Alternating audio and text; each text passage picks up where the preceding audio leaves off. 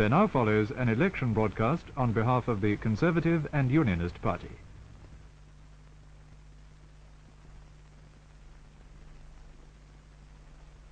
When I first talked to you as Prime Minister, and that is about a year ago now, I said I would share the government's thinking with you and tell you what we were doing and why. And I did this, of course, because I want to see government by understanding and consent, and not government by compulsion. And I hope, looking back on these months, that you feel that government business has been conducted with efficiency, but also with humanity.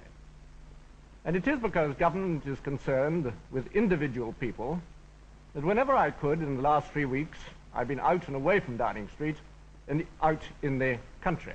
And I would like to tell you something of what I have found.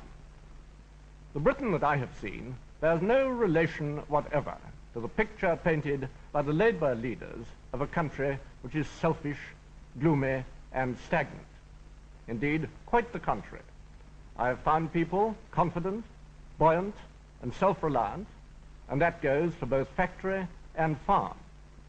With prosperity, I'm glad to say that people have higher incomes, but they're using them wisely and well to give children a better start in life, to buy their own home, to take out more savings, to take out shares in and thus acquire a stake in the future of their own country.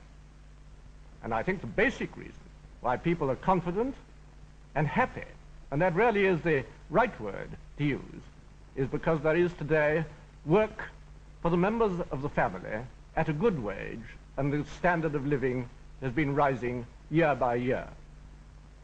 There has, therefore, never been so much at stake. And it is on these two facts, the fact of full employment and the fact of rising standards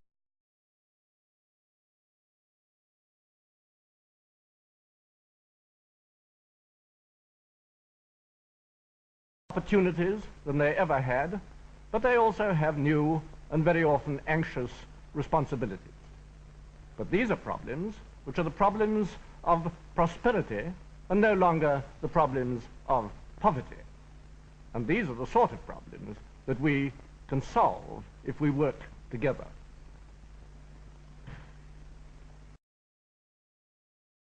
Issue which you have to decide whether to put prosperity at risk by adopting socialist policies, remembering always that upon full employment and rising standards of living, all our hopes for the future and for our children are based.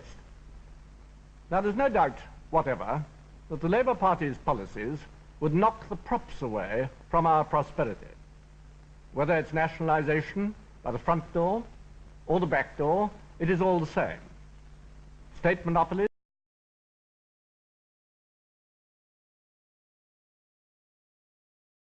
kills the enterprise and initiative on which our export trade depends.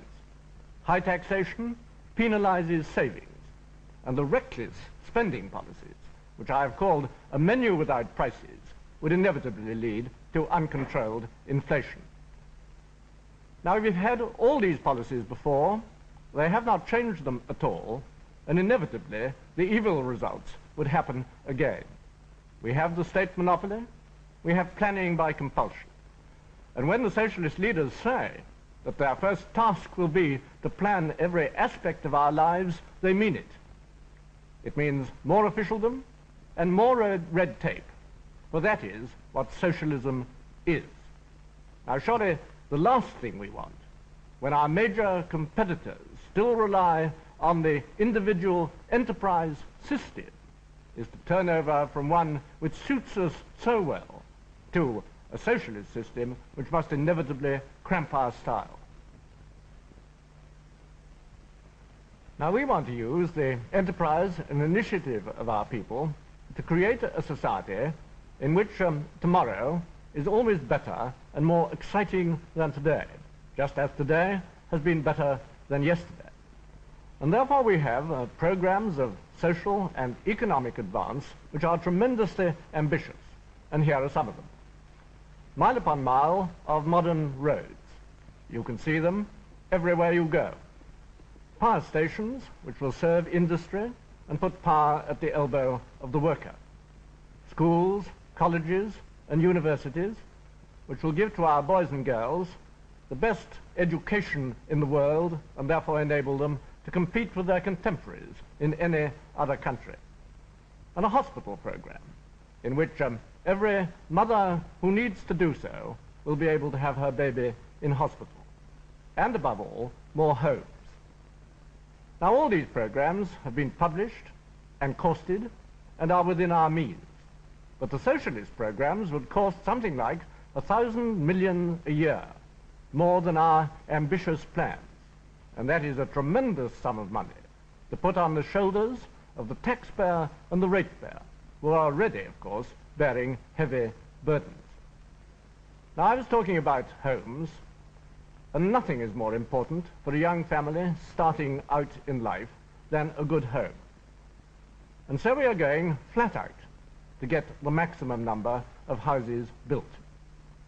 When the socialists were in office, they stuck at 200,000 a year. Well, last year, we were able to see 300,000 houses built.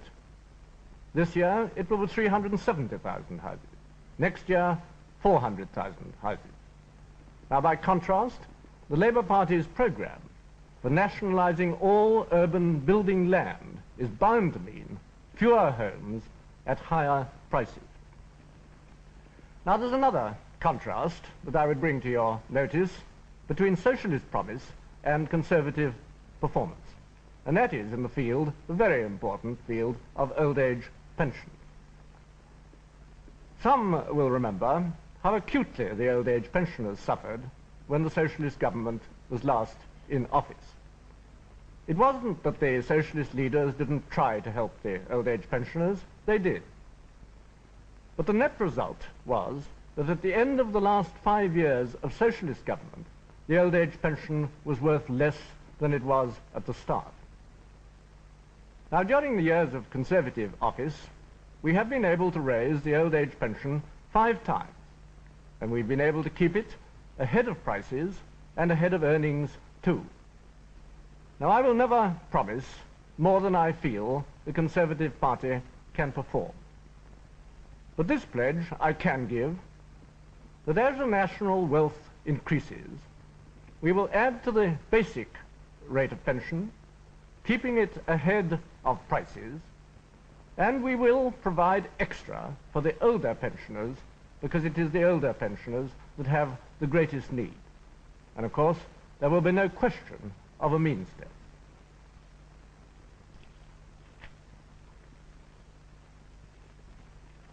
Now, there's nothing more important to the old age pensioner or to people on fixed incomes than that prices should be steady.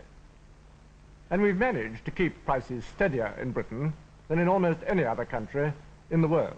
Anyone who's been on the continent for a holiday knows that. But we must do better still, and that is why, as Prime Minister, if you remember, I insisted on the passage of the resale price maintenance bill through Parliament. I felt that in no circumstances could we allow prices to be held artificially high against a housewife who was catering for the family. And in the next Parliament, we shall follow with a monopolies bill also aimed to keep prices down. And so the choice that you have is between a high-cost socialist system which will force prices up and a conservative system in which all our influence will be used to keep prices down. Now, I'd like to give you one more contrast between the conservative and the socialist performance, and it concerns restrictive practices in industry. If we are to modernize and if we are to expand, these must go. But they will never go if there is a socialist government. They didn't even mention the words restrictive practices in their manifesto. And so I ask all of you, and in particular the young who want to get ahead, to elect a conservative government which will throw these obsolete relics out of the window and for good, because they have no relevance whatever to our modern times. Now, you may have noticed that whenever I've spoken of prosperity, I've spoken of prosperity with a purpose. And that is because the purpose of earning wealth is to share it, not only among our own people, but among those less fortunate people overseas in the developing countries. For if we gain all the riches in the world and lose our feeling for religion, for service, and for sacrifice, then we lose the soul and the character of Britain. And so, prosperity for purpose, in my mind, has a very simple meaning.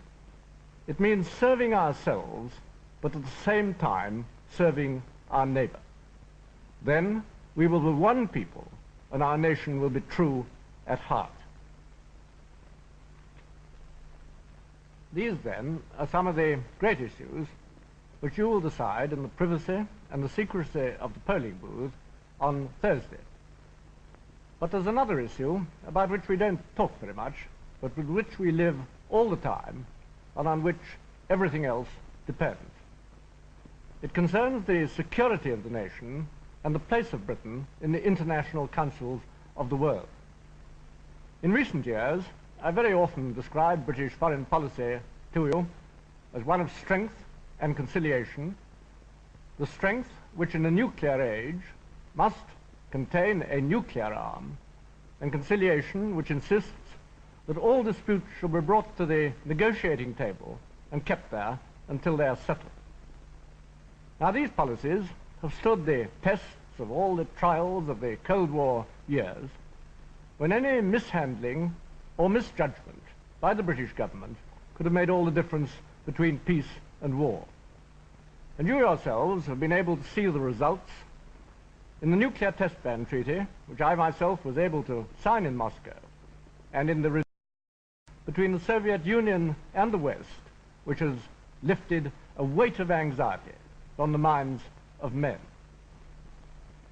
But as Foreign Secretary, and as now as Prime Minister, I know that the world is still a dangerous place. And it is just at this moment, when France and China are becoming nuclear powers, that the socialists would propose to discard all control by a British government over Britain's nuclear arm. Now, this is our sole defense against blackmail or attack by a nuclear power.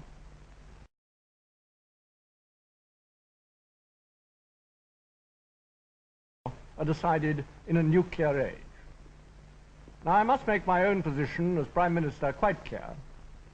I'm not prepared to contract out of the struggle for peace or to give up Britain's seat at the table to others. Today, the Prime Minister of Britain sits with the Chairman of the Soviet Union and the President of the United States where these great matters are decided, and that is where the British Prime Minister must be. And so, I must be sure that each of you recognizes the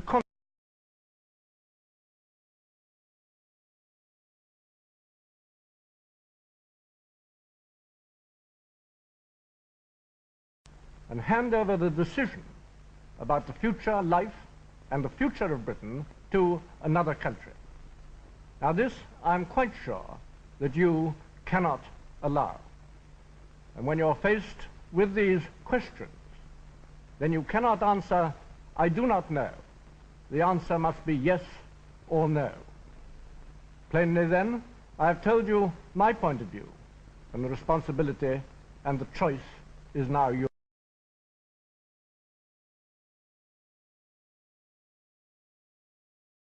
Of living and your standard of life, but that of your children too. And I believe that when you think seriously about it, you will decide that the right thing is to vote Conservative.